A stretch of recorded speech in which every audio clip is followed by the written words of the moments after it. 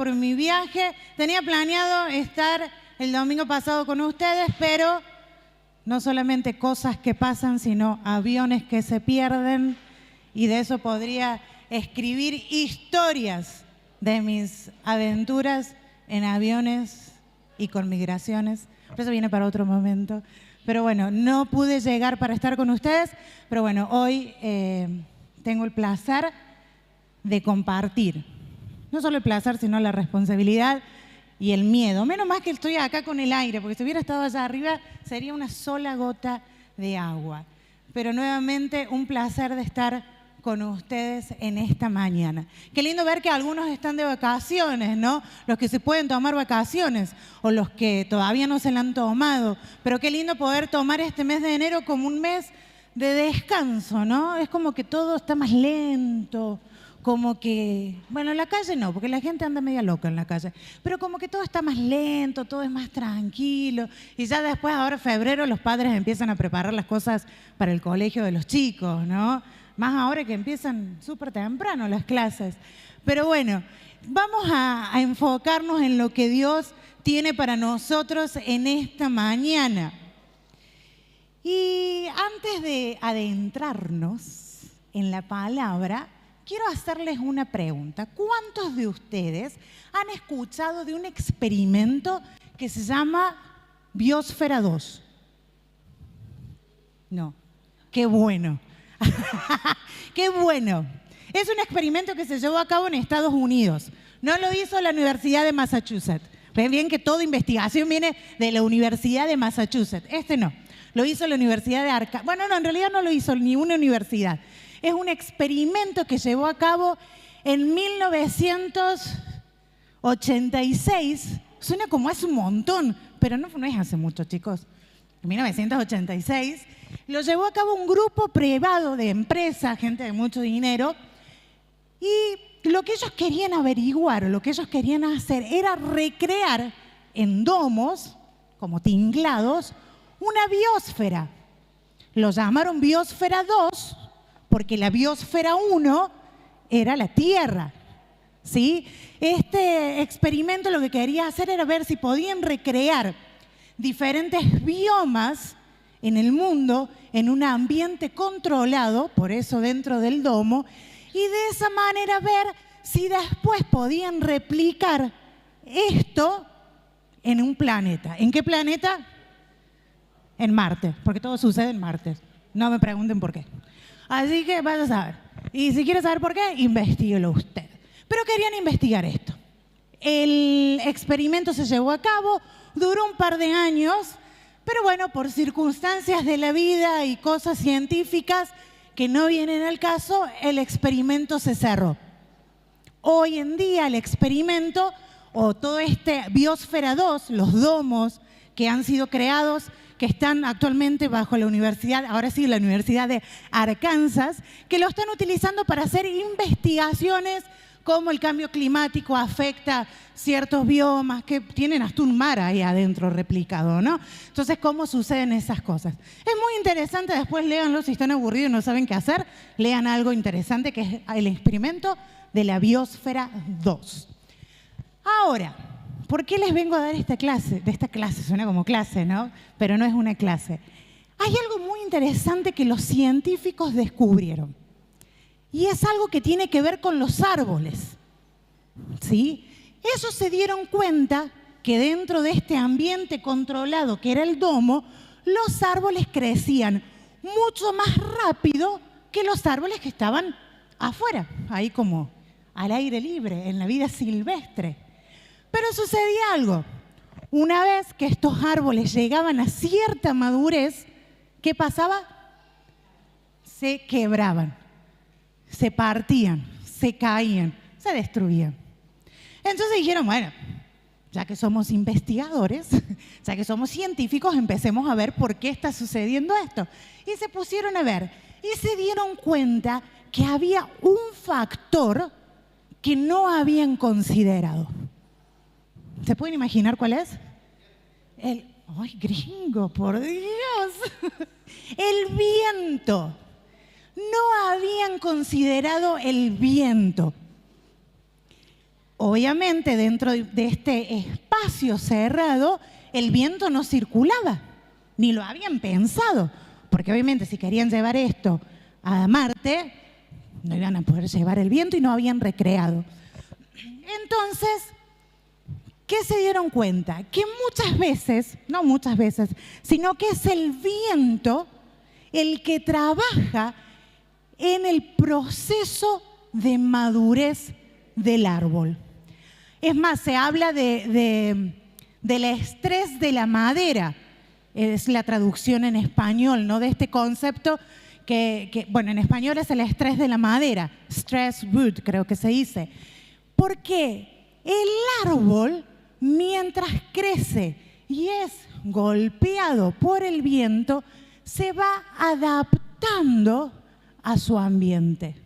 De esa manera crece más fuerte, más rígido. ¿Saben cuántos años tiene el árbol más antiguo del mundo?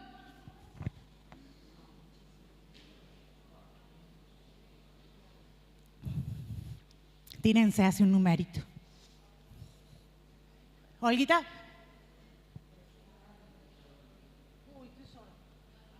4.000. Más, menos.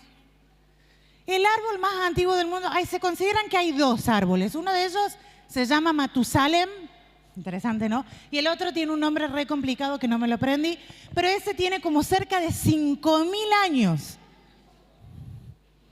Y es más, se dice que ese árbol está desde antes que los egipcios construyeran las pirámides. Decime si el árbol no es viejo, ¿no? O sea, si ustedes decíamos que éramos viejos, no. El árbol es más viejo que nosotros. Pero imagínate todo lo que sufrió este árbol, ¿no? No solo vientos, tormentas, tempestades, vas a saber, huracanes, vientos de esos huracanados que vuelan tinglados. Y así todo este árbol se mantuvo de pie y sigue todavía, ¿no? Es muy interesante este concepto de el viento y los árboles y el proceso de madurez. Y si nos ponemos a pensar un poco en nuestras vidas, ¿cuántos de nosotros no hemos sido afectados por vientos? Los vientos de la vida. Aquellas situaciones que vos no esperabas y vinieron y nos golpearon. Las crisis económicas que hemos vivido como nación, como continente, como región, la que podemos vivir en nuestros entornos familiares, la pérdida de trabajos, las pérdidas de seres queridos, la traición de amigos, un diagnóstico de una enfermedad. ¿Cuántos vientos nos han golpeado? La falta de recursos, la falta de tener ganas. La vida nos golpea. Simple y sencillo. Todo esto me hace recordar a las palabras de Jesús en Juan 16:33. ¿Alguien se la sabe? Es bien conocida. Que dice, en este mundo van a sufrir, pero tranquilos que yo he vencido. En otras palabras, podríamos decir que Jesús nos dice, en este mundo los vientos te van a golpear, pero mantenete firme sin dudar, porque yo estoy con vos. Amén. Es nuestra esperanza de saber que más allá que las circunstancias difíciles nos golpeen, el Señor tiene la victoria. Ahora, si nosotros venimos a la Biblia, tenemos un montón de historias que nos hablan de hombres y mujeres que fueron golpeados por los vientos, ¿o no? ¿Se acuerdan de alguno? Job, típico, sí, primero, siempre Job. ¿Algún otro? José. ¿Algún otro? Nehemías. ¿Algún otro? ¿Alguna mujer? Noemí. Ana. Uno más. Ruth. ¿Y cuántas historias más? Y nuestros nombres podrían estar en esa lista, ¿no? De nombres de hombres y mujeres que fueron golpeados por los vientos. Pero yo en esta mañana quiero que reflexionemos un poco en la vida de dos personajes, dos historias de la Biblia que creo que tienen mucho para enseñarnos. No nos vamos a adentrar así a hacer un estudio súper profundo porque no nos va a dar el tiempo, pero quiero que veamos a grandes rasgos quiénes eran, qué circunstancias atravesaron y qué resultado hubo. Uno de ellos es el que ustedes mencionaron, el famoso Job. Persona como él no hubo como sufrió. O sea, hay que estar en los zapatos de Job. Obviamente hay todo un libro en la Biblia que nos narra su historia en Job, en el Antiguo Testamento, pero yo quiero que veamos algunos textos. Voy a leer algunos y otros simplemente los voy a mencionar. Entonces, vamos a Job, al capítulo 1. ¿Quién era Job? Job 1:1 nos dice que había un hombre llamado Job que vivía en la tierra de Uz. Era un hombre intachable, de absoluta integridad, que tenía temor de Dios y se mantenía apartado del mal. O sea, era como un modelo a seguir, Job. Pero no solamente que era intachable, era íntegro. Qué difícil encontrar hoy personas íntegras. Qué difícil es caminar en integridad, ¿no? Pues no solo es difícil encontrar, sino que uno mismo cuántas veces la integridad la ha dejado bajo la cama, ¿no? Escondida por ahí. La integridad, es difícil caminar integridad. Pero Job era esa persona. Ahora, no solo que era intachable, íntegro y con mucho temor a Dios, sino que también en el mismo Job 1:3 nos dice que era la persona más rica de toda la región, de toda la tierra de Uz. O sea, no solo que era como modelo a seguir, sino que la tenía toda. O sea, era la persona perfecta. Vos lo que menos te hubieras imaginado era que iba a pasar algo malo con Job. Iba a la iglesia todo el tiempo, servía, daba ofrendas, iba, venía para acá, para allá. Pero así todo vivió una circunstancia difícil. Los vientos lo golpearon.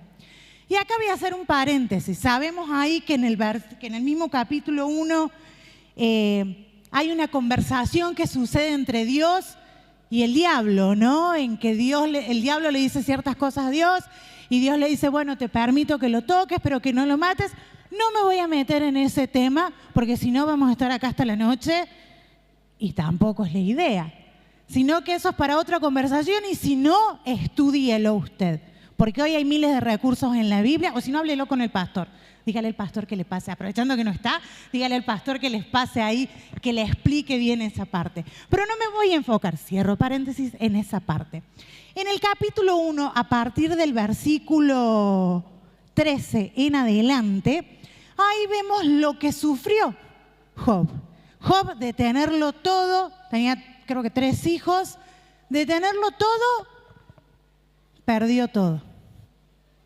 Sus camellos se los robaron, mataron a los sirvientes, creo que las ovejas fueron quemadas, la cosecha, si tenía cosecha, fue totalmente robada.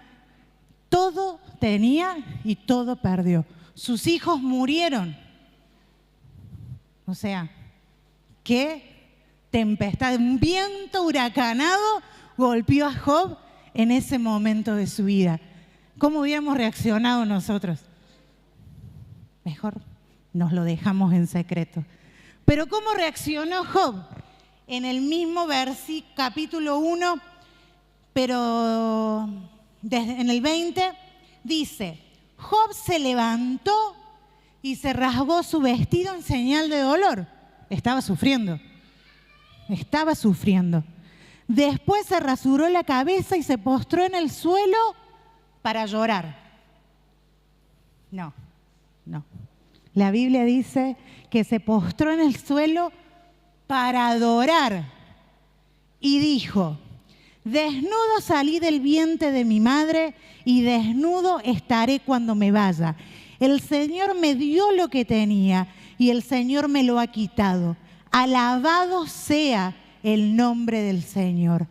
A pesar de todo, Job no pecó porque no culpó a Dios. Increíble. Yo no le llego ni al dedo gordo del pie a Job, porque ante la primera, uno lo primero que culpa es Dios, y segundo Dios, y tercero el que está alrededor. Nunca uno, ¿no? Siempre otro, nunca yo. Pero imagínense Job haber perdido todo y en esas declaraciones reconocer: desnudo vine y desnudo me voy. Todo le pertenece a Dios. Pudo darse cuenta, o una vez más reconoció que Dios es soberano. Dios es soberano de todo lo que tenemos. Sea mucho como Job, después vamos a ver al otro personaje, ¿no? Sea mucho como Job o sea apenas lo justo y necesario. Job reconocía que el Señor era el absolutamente dueño de todo. Y no pecó, porque así todo sí, estaba sufriendo. Se rasgó las vestiduras, se cortó el pelo, era señal de sufrimiento en aquella época. Reconoció su dolor por haber perdido todo, pero se mantuvo enfocado en Dios. Pero no quedó todo ahí, sino que vino otro huracán al golpearlo. Y este segundo huracán o esta segunda prueba, ¿cuál fue? ¿Alguien sabe?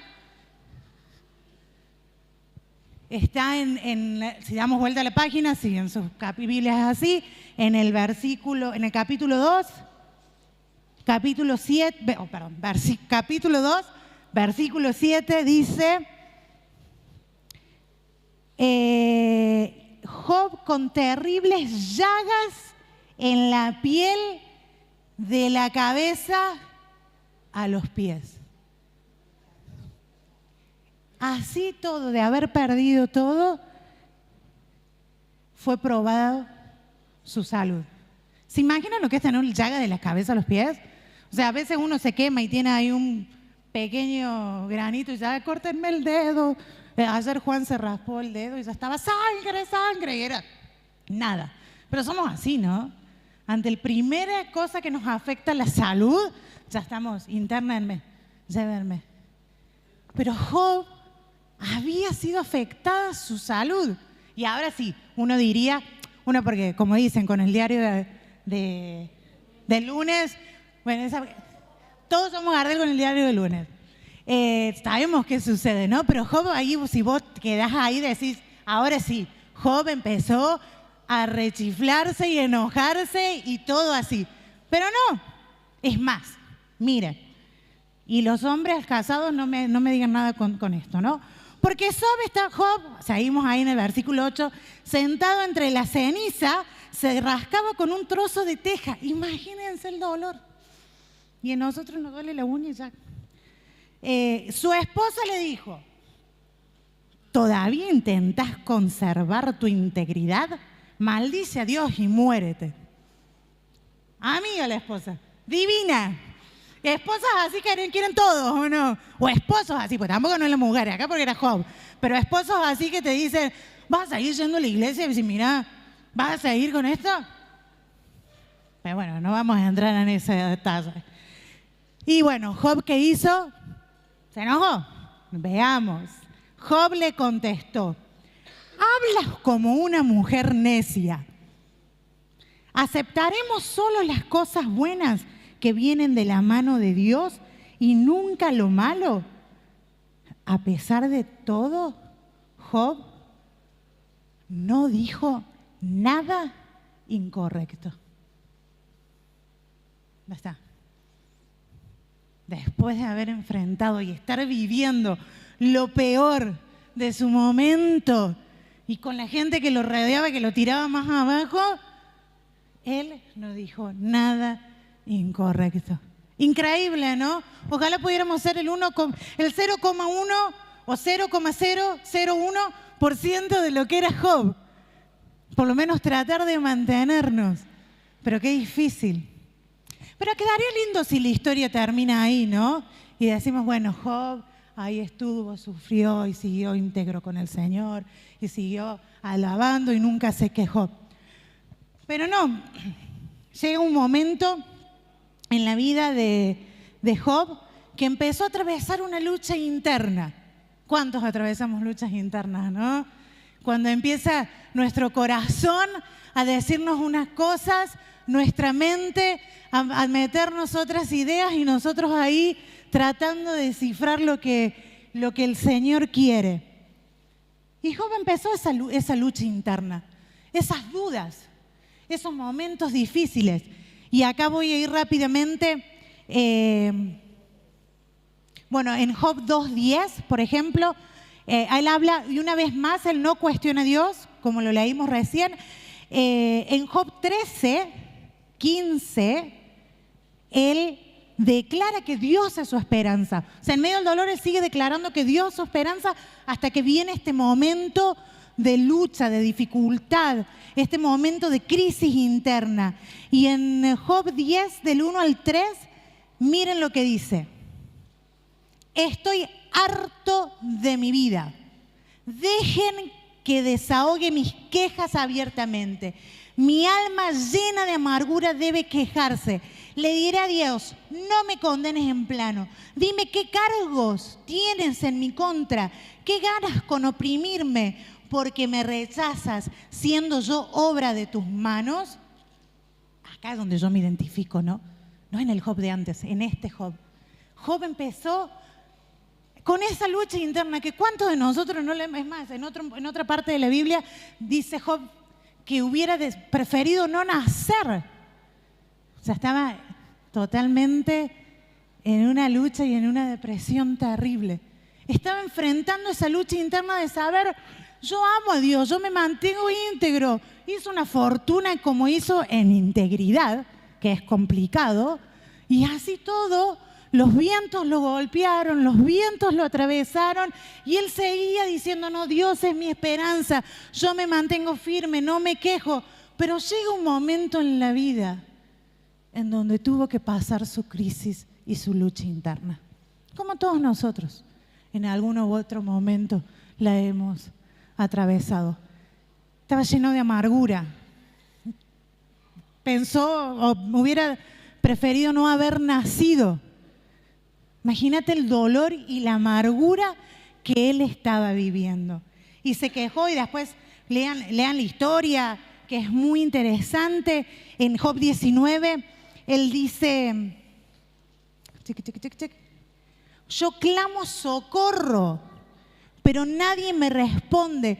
Protesto, pero no hay justicia. Dios ha cerrado mi camino para que no pueda moverme. Hundió mi senda en oscuridad. Y en Job 30:20, clamo a ti, oh Dios, pero no respondes. Estoy delante de ti, pero ni siquiera me miras. Se sentía totalmente abandonado por Dios. ¿Cuánto nos hemos sentido que Dios nos ha abandonado, no? ¿Cuánto a veces cuando nos hemos atravesado ciertas circunstancias pensamos, Dios, ¿dónde estabas? Cuando, no sé, saben que yo lloro, ¿no? Si yo no me paro al frente y lloro, no fui yo.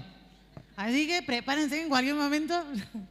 Pero cuando nos llegó el diagnóstico del PA de cáncer, ese viento fue durísimo. Porque más allá de todo uno espera que, bueno, es tu siervo, es el pastor, tantos años, que esto, que el otro.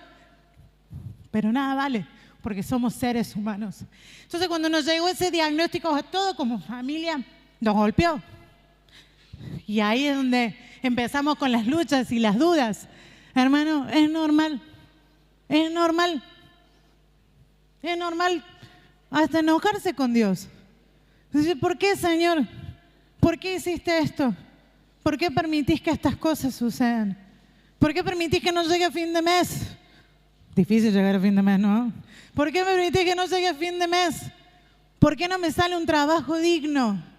¿Por qué mis hijos son tan rebeldes? No tengo hijos, pero muchos de los jóvenes y adolescentes, ay Dios, mis canas se las debo a ellos. Mentira, los amo, pero les debo las canas. Pero qué difícil, qué difícil. El tema es qué hacemos cuando tenemos esa crisis profunda? ¿Qué hacemos cuando la duda me golpea? Cuando no entiendo, cuando estoy en lo peor de lo peor de lo peor y no veo soluciones, más veo que Dios me abandonó, ¿qué hago? El libro de Job, léanlo después en su casa, si tienen ganas, y si no, les animo a que lo hagan, porque es muy interesante. Después vemos que después de que Job, que estaban también sus amigos, que intentaban ayudarlo un poco sí, un poco no, pero después llega un momento en que Dios responde. Porque sí, aunque estemos en lo peor de lo peor de lo peor de lo peor de lo peor, Dios nunca nos dejó. Y Dios siempre estuvo, está y estará a nuestro lado. Y Dios le responde y empieza a tener ya en los últimos capítulos del libro de Job, empieza a haber una conversación y Dios empieza a confrontar a Job. Claro, porque si no era que solamente Job podía confrontar a Dios, sino quién se cree Job para confrontar a Dios, ¿no? Sino que también acá Dios empieza a confrontarlo y le lleva a hacer unas ciertas preguntas que era, no con el ánimo de, como, así, ¿vieron cuando alguien le molesta y le empieza a tocar? No era con el ánimo de clavarle más el puñal ahí a Job, sino con el ánimo de decir, hey Job, mirá, entendé un poquito más la situación, entendí un poco más, traté de mirarlo desde otras perspectivas. Y ha sido tanta esa conversación que ha llevado Job con Dios con Job, que llega un momento, al final de Job, en el capítulo 42, que Job dice, acuérdense que hasta antes que Dios empezara a hablar con Job, Job estaba deprimido. No quería saber nada, se quería morir, estaba amargado, no quería nada. Y llega el momento en que Job dice, sé que todo lo puedes y que nadie puede detenerte. Acá hay un cambio en el discurso de Job. Más adelante en el 42:5 dice, hasta ahora solo había oído de ti, pero ahora te he visto con mis propios ojos. Me retracto de todo lo que dije y me siento en el polvo y ceniza en señal de arrepentimiento. Acá hubo una revelación más profunda de quién era Dios. Si nuestras dudas, nuestras luchas, nuestros problemas no nos llevan a conocer a Dios de una manera más profunda y más real, estamos perdiendo la batalla. Estamos perdiendo la batalla y le estamos dando lugar al enemigo a que tome más control sobre nuestras vidas. No es malo tener dudas, no es malo quejarse, no es malo hasta querer tirar la toalla. Lo malo es dejarme derrotar. Cuando estoy ahí en medio de esas circunstancias es cuando debo mirar a Dios. Como pueda, ¿no? Así sea como con un ojo cerrado y el otro lleno de lagaña. ¿Vieron cuando nos da conjuntivitis que nos cuesta abrir los ojos? Aunque sea así, miremos a Dios. Porque a medida que más nos acercamos a Dios, Él nos va limpiando nuestros ojos con conjuntivitis y nos ayuda a tener una verdadera entendimiento. Job dijo, hasta ahora te había oído. Hasta ahora te había oído. ¿Cuántas veces, si no hubieran sido, piensen en sus vidas, si no hubieran sido por esas circunstancias difíciles que atravesaron, a lo mejor hoy no estarían acá. Si no hubiera sido por esas circunstancias difíciles, a lo mejor hoy tu esperanza y tu confianza estaría puesta en cualquier otra cosa y no en Dios. Las dudas me deben llevar a Dios. ¿Y qué pasa con Job? Sabemos cómo termina la historia. Dios le restituye el doble de lo que tenía, le da hijos, es más, dice que tiene que ver hasta la cuarta generación. Hasta la cuarta generación, 42:12. Así que Job bendijo, tengo un problema con las palabras que se me cruzan. Así que el Señor bendijo a Job en la segunda mitad de su vida, aún más que al principio. Vivió 140 años y pudo ver a 4 generaciones de sus hijos y nietos. Luego murió siendo muy anciano después de vivir una vida larga y plena. Dios le restituyó todo y aún más, porque Job supo buscar a Dios en medio de sus dudas, en medio de sus dificultades. ¿Es difícil? Sí, es difícil. ¿Es complicado? Muy complicado. Y creo que todos acá podemos dar testimonios de lo que ha sido buscar a Dios en medio de las dificultades. Pero creo que también podemos dar testimonios de que vale la pena. A nosotros como familia, y no es porque seamos una familia perfecta, porque vean, no de la casa para adentro, como a toda familia, pero más de esta situación de la enfermedad del pan nos llevó a, como nunca, juntarnos todas las semanas a orar. No es que no orábamos, pero que como junto, como familia, Ger y Cari allá en Estados Unidos, y cada uno desde sus lugares nos juntábamos a orar y intercedíamos por el PA, oramos y lo acompañábamos en este proceso, porque nos animábamos también los unos a los otros. Porque no es fácil, no es fácil. Pero cuando la situación me lleva a Dios, el resultado es diferente. Si la situación me lleva a quedarme ahí en el lodo, seguir en el lodo. Pero no quiero que pasemos a otro personaje también en el Antiguo Testamento, que está en el libro de Jueces, y que seguro que también la historia es muy conocida, y es la vida de Gedeón. ¿Cuántos han escuchado hablar de Gedeón?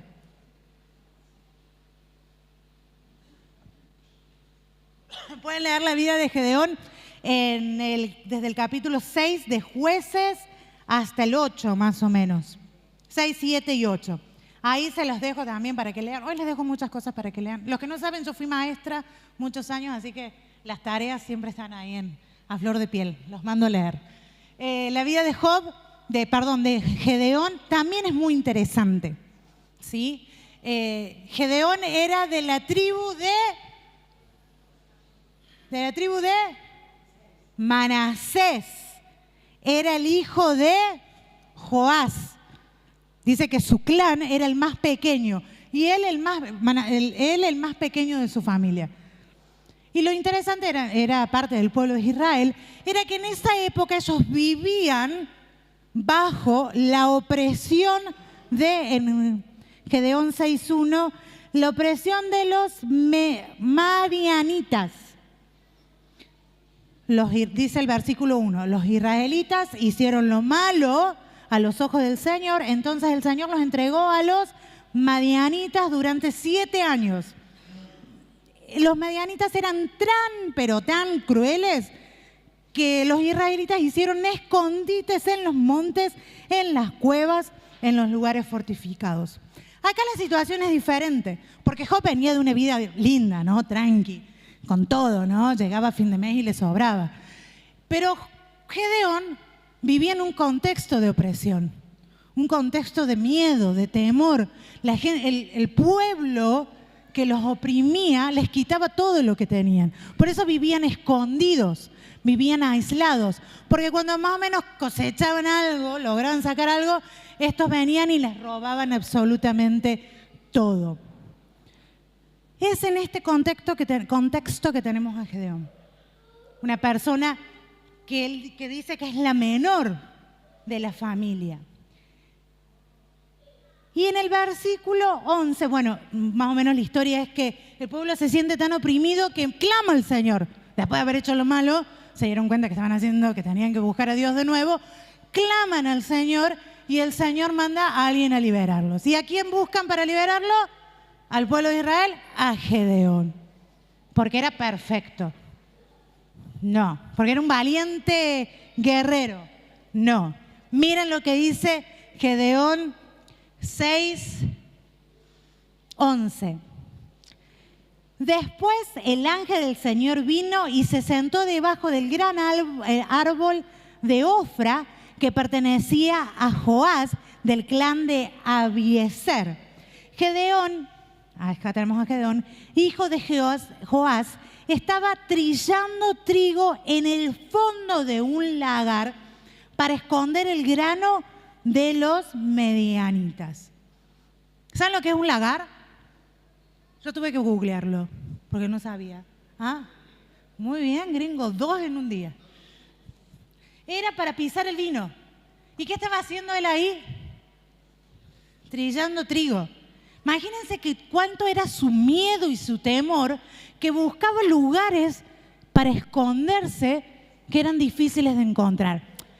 No era que el lagar era difícil de encontrar, sino que vos lo que menos hubieras pensado es ir a un lagar donde hacen vino a buscar las semillas, ¿no es cierto? ¿Qué nos muestra este texto? Que Gedeón tenía miedo, que se escondía, que se sentía inseguro, porque el viento que lo golpeaba era un viento que lo llevaba a esconderse. Ese viento era la opresión del gobierno. Y ahora sí, el ángel va a buscarlo y le dice: guerrero valiente, el Señor está contigo. Y acá es como decís, ¿qué me estás hablando? Guerrero valiente, al que está escondido ahí porque tiene miedo que lo encuentren, al que está escondido porque no quieren que le vengan a robar su trigo. Sí, porque el Señor no nos ve de acuerdo a las circunstancias que estamos viviendo, sino que Él nos ve con el potencial que tenemos. Y eso es lo que, como el ángel del Señor estaba viendo a Gedeón. No como una persona miedosa, insegura, llena de temor, cuidándose. Imagínense lo que es vivir 7 años en esta opresión de que te tenés que cuidar por todos lados porque vos no sabés en qué momento vienen y te arrebatan tu vida, tu familia. Es difícil, pero el Señor le dice valiente guerrero. Y ahí cuando el Señor nos pasa que uno se hubiera imaginado que cuando Dios viene a Gedeón y le dice valiente guerrero, el Señor está contigo, ya está, Gedeón se levanta, calza la espada y empieza a matar a todo mundo. No, es más, ahí empieza la cantaleta, ¿no? Empieza, no, pero sí, porque si estás conmigo, ¿por qué nos estamos viviendo esto? Si vos decís que estás acá, ¿por qué nos toca sufrir? Y empieza, léanlo nuevamente ahí, de ahí en adelante, todo un proceso de Gedeón, de ir y reclamarle y cuestionarles y preguntarles cosas a Dios. No solo reclamándole, sino pidiéndole señales y milagros y cosas para que él realmente darse cuenta de que Dios era lo que le estaba pidiendo que vaya a liberar a su pueblo. ¿Qué me enseña? Que Dios me tiene paciencia en medio de mis dudas y en medio de mis cuestionamientos. Dios no nos abandona, porque Dios, una a una, todas sus preguntas, señales, se las fue respondiendo, una a una. Y una de las cosas que Dios le pidió a Gedeón era que vaya a destruir el altar, un altar de Baal. Está ahí en el mismo capítulo 6, más o menos por el 25, que vaya porque Dios estaba con él y él fue de noche. Porque de día me veían todos, pero de noche era más fácil. Él iba de a poco tratando de trabajar ese dolor, esa duda e incertidumbre de saber si era Dios el que me hablaba, el que lo hablaba o no. Y sabemos cómo termina la historia. Sabemos que Gedeón libera al pueblo de Israel con un ejército gigantesco, ¿o no? Con 300 personas destruyen al enemigo, y Gedeón, que había sido golpeado por vientos y crecido en un entorno y en una circunstancia llena de miedo, de persecución, lleno que lo llevó a tener dudas, temores, inseguridades. Ese Gedeón se convirtió en el guerrero valiente que el Señor le dijo y liberó al pueblo. La historia sigue, no termina tan bien, pero spoiler alert, después termínenla y léanla. 2 personajes muy interesantes, de miles que hay en la Biblia. Job, que teniéndolo todo, pierde todo, tiene su crisis, que lo lleva a mirar a Dios y Dios le restituye todo. Gedeón, estando en medio del tormento de la vida, donde los vientos los golpeaban, en donde se sentía como una cucaracha, el Señor lo habla, lo acompaña en su proceso de entender, en sus dudas, en sus preguntas, y se convierte en ese gigante y líder, en ese valiente guerrero, como dice la palabra, perdón, y libera al pueblo de Israel. Una vez más, hermanos, las dudas son parte de nuestra vida, son parte del caminar, somos humanos. Pero ¿sabes qué? En la tierra estamos de transición. ¿Dónde está mi ciudadanía? En el cielo. Mi mirada siempre tiene que estar en el cielo. Pero cuando las circunstancias me agobian, me cansan, la duda es una batalla mental muy fuerte. Es en la cabeza. No les ha pasado, no digo a todos, ¿no? Pero a veces que han tenido ciertas ideas, pensamientos que le dan vuelta en la cabeza, como que te atormentan, te atosigan, que no sabes para dónde ir.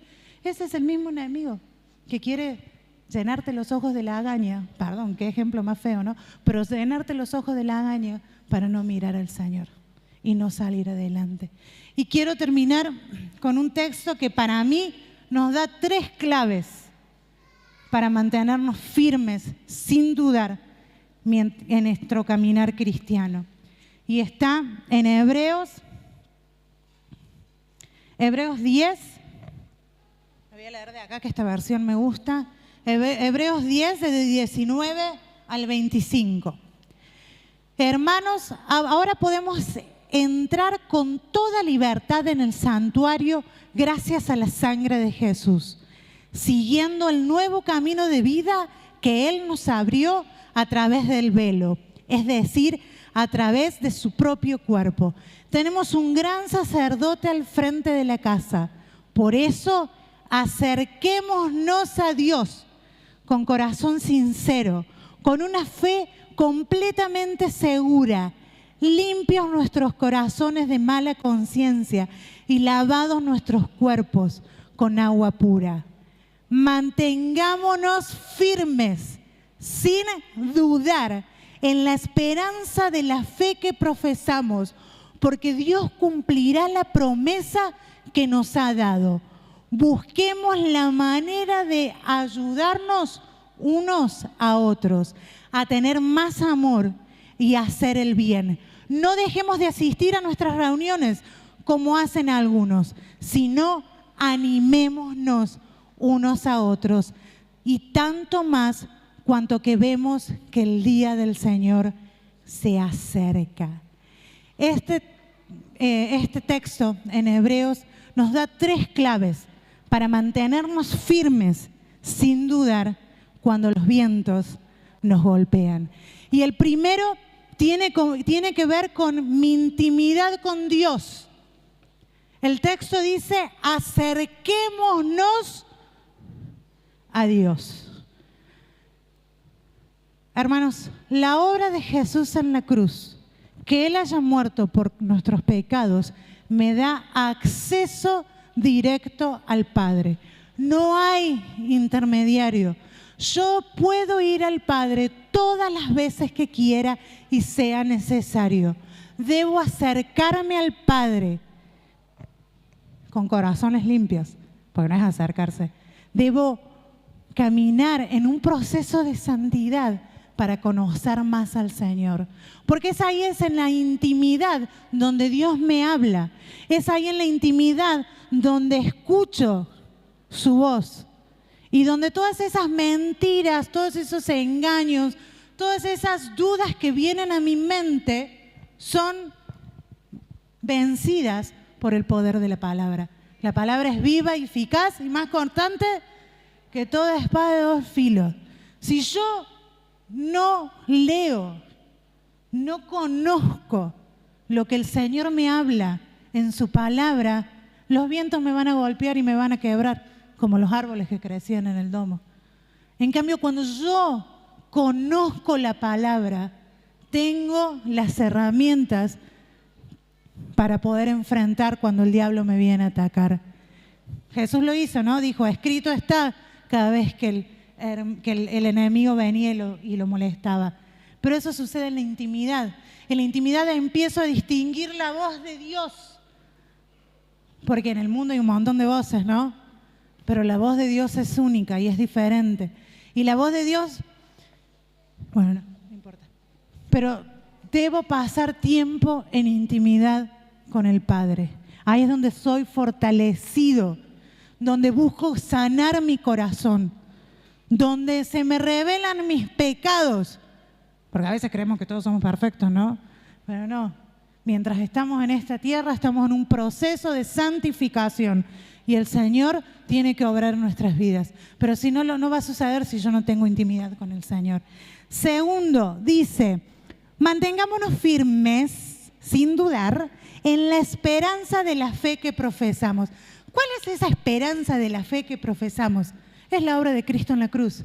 Es esa fe y esa certeza y esa confianza de saber que soy hijo de Dios. ¿Cuántos hijos de Dios hay acá? Amén. Y si todavía estás dudando si sos hijo de Dios, no te vayas de este lugar sin hablar con alguno de los líderes. Pero es esa confianza y esa fe y esa certeza de que soy hijo de Dios, de que Él es el que me sostiene, de que Él es el que lucha por mí, que es Él el que es fiel y verdadero y me ama con locura. ¿Cuántos de los que son padres dejarían que sus hijos se golpeen? Ninguno. Ninguno. Imagínense nuestro Padre Celestial, Padre perfecto que no tiene comparación con ningún padre en la tierra. Jamás va a dejar que te golpees. Y si sucede que la vida te trae una dificultad, es porque quiere mayor revelación de Él en tu vida. La certeza de la fe, de saber que estamos en transición en este mundo, que nuestra ciudadanía está allá, de que Él va a volver. Amén. Amén. Ahí era donde teníamos que decir amén, porque yo quiero que venga. La vida es difícil acá, yo quiero que el Señor venga pronto. Es en esa certeza de saber que el Señor va a volver y que vamos a ir a pasar una eternidad con Él. No importa lo que vivamos acá. Bueno, no, sí, importa, porque es duro y es difícil. Pero cuando mi perspectiva está en la certeza de saber que voy a pasar la eternidad con Dios, lo que viva acá se hace más ligero, porque tengo intimidad con Dios. Y tercero y último, ¿qué dice el texto? Se me cerró. Animándonos, la manera de ayudarnos unos a otros, animándonos unos a otros. No dejen de congregarse. Hermanos, la vida cristiana no se vive en soledad. Esos que quieren vivir la vida cristiana encerrados en su casa, felices y contentos y viendo videitos de YouTube, no es lo que Dios planeó. Dios es un Dios comunitario, Dios Padre, Hijo y Espíritu Santo. Amén. Y Él quiere que nosotros vivamos en comunidad. Porque es ahí, cuando yo vengo ahí, medio con los vientos que me golpearon por todos lados, ¿no? Como que estoy a punto de quebrar. ¿Me vieron esos árboles que vos decís? Ya se cae. Pero vengo hacia la iglesia, es cuando el amor y el acompañamiento de mis hermanos renuevan mi alma. La comunidad de Cristo es la que hace que mis dudas desaparezcan, de que mi fe crezca y que pueda buscar más intencionalmente a Dios. Hermanos, firmes sin dudar. ¿Cómo? Intimidad con Dios. Que nuestra fe y nuestra esperanza sea mantenida y crezca, sabiendo de que Él no me va a soltar. Y a la vez, viviendo la vida cristiana con otros hombres y mujeres que me ayuden a ver a Cristo, que me ayuden a mirar a Él. La vida es dura, dirían. Siempre decimos con Janina, la vida es dura. La vida es dura, pero la vida es diferente cuando la vivo con mi mirada puesta a Cristo. Como les dije, las dudas van a venir y es la batalla más fuerte que puedo llevar en mi mente. Pero si esas luchas no me llevan a Cristo, voy a salir derrotado. Porque las dudas, cuando vienen, son para acercarme a Cristo. Amén. Les voy a invitar a que se puedan poner de pie, que puedan cerrar sus ojos.